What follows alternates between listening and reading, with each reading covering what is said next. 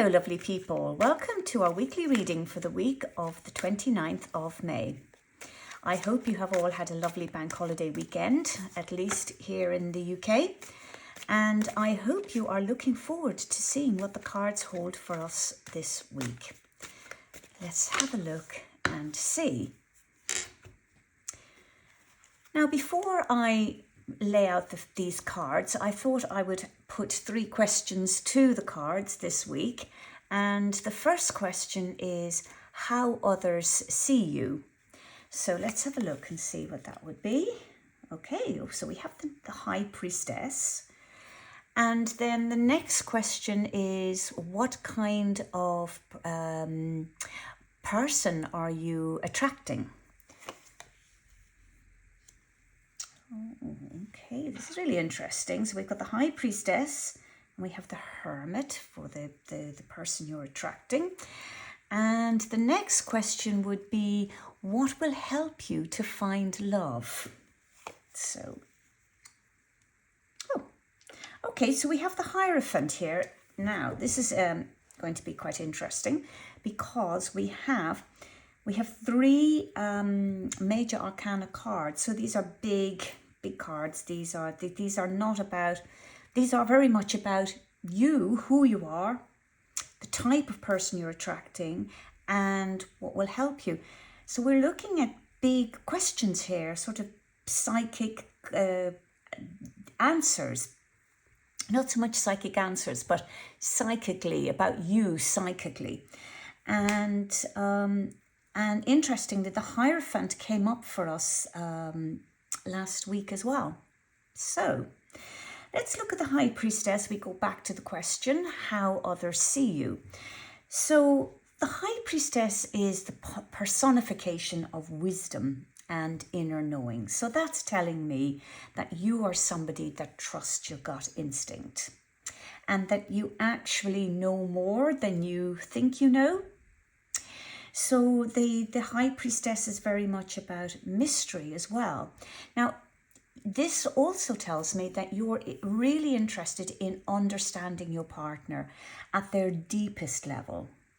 And, you know, it's not just kind of like anything that's on the surface. You want to go in there deep and you want to find out about people that you're attracted to. And what's quite interesting about this is that you yourself are the harder person to get to know, because you guard your secrets, you guard your mystery. So you're the person that's a little bit more difficult to get to know. You're very guarded with your privacy, and you unwelcome intrusion here, especially into your kind of like your inner sanctum. So you're not somebody that likes to be probed or pressured, and you do like to retreat, and you do not like somebody getting in your way of your time alone. When you're working at your best, you're intuitive, you're very intuitive, and you're insightful, and you're experienced and wise. So this is how other people see you. Now, when you're not having your best day, you might be overly emotional, or you might be secretive, or you might be emotionally aloof, and possibly that you're somebody that will regularly withdraw when your feelings get too intense. So this is this is how other people are seeing you. And when your feelings get too intense in a relationship, for instance, this is when you particularly become emotionally aloof, and when you will withdraw. So you're kind of stepping back to find your space to figure stuff out. And you appreciate someone who also exudes an air of mystery. So your kind of personality is that you value depth, you value complexity and substance way over image. So image is not something that's massively important to you. because it's depth that you look for in a relationship.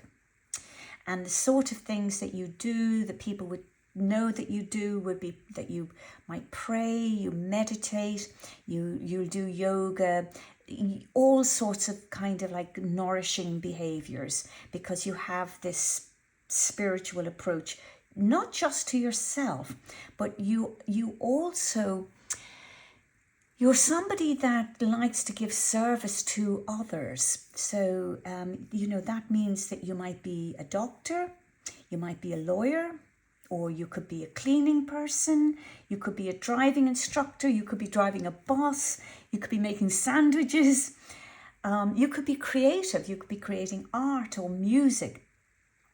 All of these things are things that you do as a service to other or for other people. So that's really the kind of person that you are. And you're also somebody that will retreat to consider your direction and to consider your goals and to make sure that your goals are in harmony with your spiritual values. You're quite happy to spend time alone. You're quite happy to contemplate. And, you're also somebody that will step back to consider your options and to see what decisions need to be met. So you're very self-contained. And this is how other people see you. They see you as this kind of mystery almost, even though you're somebody that loves to be of service to other people. But you're very, very self-contained. Now, this is leading us on to the kind of person that you are attracting to you. And I love that the Hermit has come up here, because the Hermit is like is to me parallel to the High Priestess. And I love that the Hermit is facing the High Priestess, looking down for sure, but the High Priestess is looking at straight ahead there, and the Hermit is kind of bowing, if you like, here to the High Priestess. And the Hermit symbolizes answers that can be found within you. And so the archetype for the Hermit is an introvert. So this would be somebody that, although he can survive social settings, he absolutely thrives better when allowed to retreat. Now, isn't that fascinating? I think that's really, yes, interesting. I think this word is going to come up a lot today. And so because he likes to take time out and he likes to withdraw from external pressures. Now that might be to study, or it might be to create things, or it may simply be to process his emotions. So again, we're kind of looking at a mirror image here of the High Priestess again. So the sort of partner that would be perfect for the Hermit is somebody that would be comfortable with his desire to retreat. And I have to imagine that the High Priestess will be very comfortable with his desire to retreat, because she'll recognize that desire and respect it as well, as he will to her, because he's attracted to maturity. He's not impressed by people who strive to maintain like a superficial image. And once again, we're looking at the High Priestess and her values as well. So I think they're pairing up really quite nicely here together. So, what the Hermit does is he kind of like, he will peer directly into the spirit of the person he's connecting with. And once again, we come back to the High Priestess, because you, as the High Priestess, really want to understand your partner at their deepest level. So once again, we're looking at a mirror image here. The Hermit is an independent person, so he will never look for a relationship to complete him, because he's already complete. So he's looking for somebody that will complement him as opposed to complete him.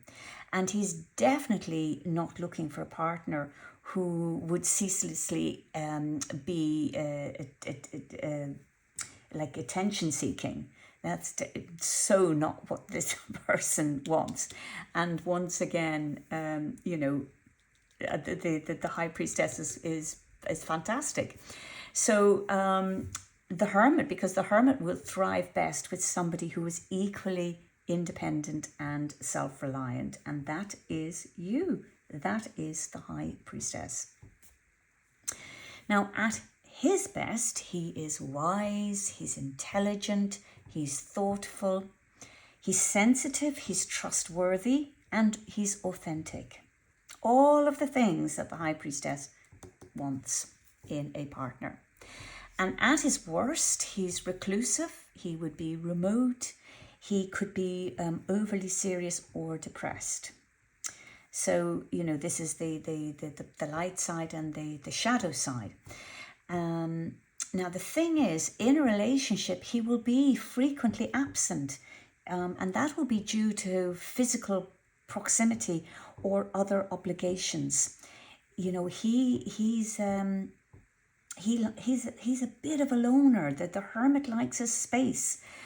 And if both partners are independent and self-reliant, well, this connection holds real potential, doesn't it? The high priestess and the hermit. I think this is a fascinating connection, really. And because, they're so alike. However, their mutual affection, it must be communicated and understood, because sometimes if you're too alike, you might forget to do something like that. You might forget to communicate that kind of mutual affection.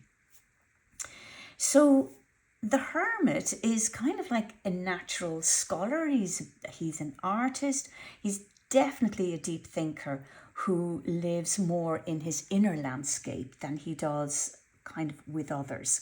So I think that this could be a very holy, if you like, a very, really, really beautiful relationship, to be honest. Now, the next card we look at here is the Hierophant. And the Hierophant, the question for this card is, what will help you to find love? So, we're looking at, now the Hierophant is a personality that is, where he would be devoted to people that he feels responsible for. So there's also a very strong sense of family and tradition. These are very important to the Hierophant, and there's a real sense of right and wrong. So these would have to be kind of areas that sit well between the high priestess and the hermit. And although the Hierophant can be vocal with his beliefs and his opinions, he will also periodically retreat to his inner place, also to reconnect with his sense of purpose. So we have a lot of retreating going on here. And I think this is something that if all parties understand this and respect this, then this is really, really going to work. And also the Hierophant, if he's set on a course, or if this personality is set on a course, he will see it through to completion. And that could be you, it could be your partner, it could be both of you. I mean, there is a certain amount of stubbornness with the Hierophant, but that can be a good thing. And also on its shadow side, it can be kind of annoying. But there is a kind of a predictable routine associated with the Hierophant, and that might need to be something that's incorporated into this here, so that everybody knows where they are. Definitely with regards to the Hierophant, the message here is don't rush or pressure Don't rush or pressure the Hierophant into moving faster than he's ready. And that for sure is the same message that's here with the High Priestess and the Hermit. So it is very much about taking your time. Just allow things to unfold. Because a partner who unselfishly honors that commitment to a higher purpose is what all parties here are looking for. So, the Hierophant is about intentions originating from a good place, and it's about seeking a partner who can bend where the other cannot bend. So there's very much a real interplay going on here. And also, when the Hierophant comes up, it's saying like there's no games in this relationship. So because the Hierophant doesn't play relationship games. And so the partners, they must share the same values, of honor, of trust and consistency. And the Hierophant knows how to reconcile the needs of the heart and soul to overcome worldly troubles. And that's really what these two are all about in their own individual ways. So the Hierophant is kind of like bringing all of that together. And it's the Hierophant is saying, you just kind of like, be aware of what's within, be aware of your story, be aware of your whole story, because it does exist deep in your spirit. And you just need to ask for what you need to transcend whatever challenge you're experiencing at any particular point in time. There is a tenacity about the Hierophant, and this card is saying, to try and embody that tenacity and faith, but not to be dogmatic about it, because there can be a sort of a dogmatism about the Hierophant, and that wouldn't really sit terribly well with either the Hermit or the High Priestess. So that's something in your personalities that you might want to look out for and, be aware of. And so the Hierophant can tell you the kind of the why behind what you're experiencing, and also can encourage you to ask for what your heart and your soul need and what you might need to sacrifice in order to get that, to heal all of that. So if you're willing, the Hierophant will safely guide you through any kind of spiritual rite of passage. And we are looking at spiritual rites of passage going on here. So I would see this card as saying,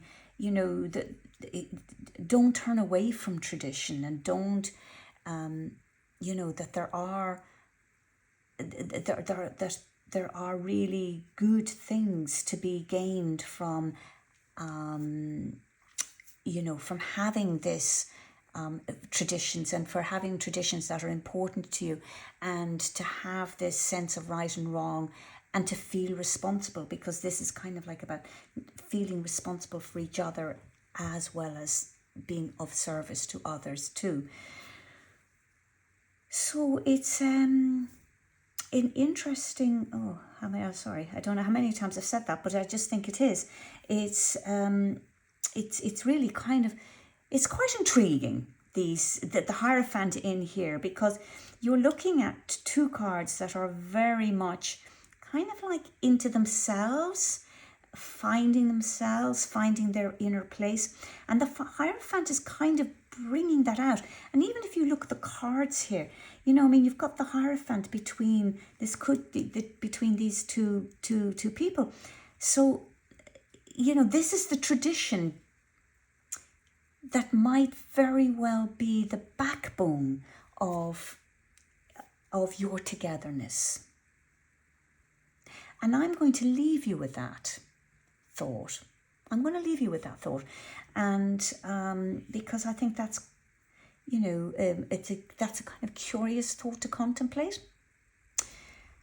So This is the end of our reading for this week, and if it resonates with you, please do leave me a comment below. You can always subscribe to this channel to be notified for the next reading. And if you would like to know more, you can book a private reading with me. I always love to hear from you. You can find my email address in the description of the video. So until next week, lovely people, lots of love.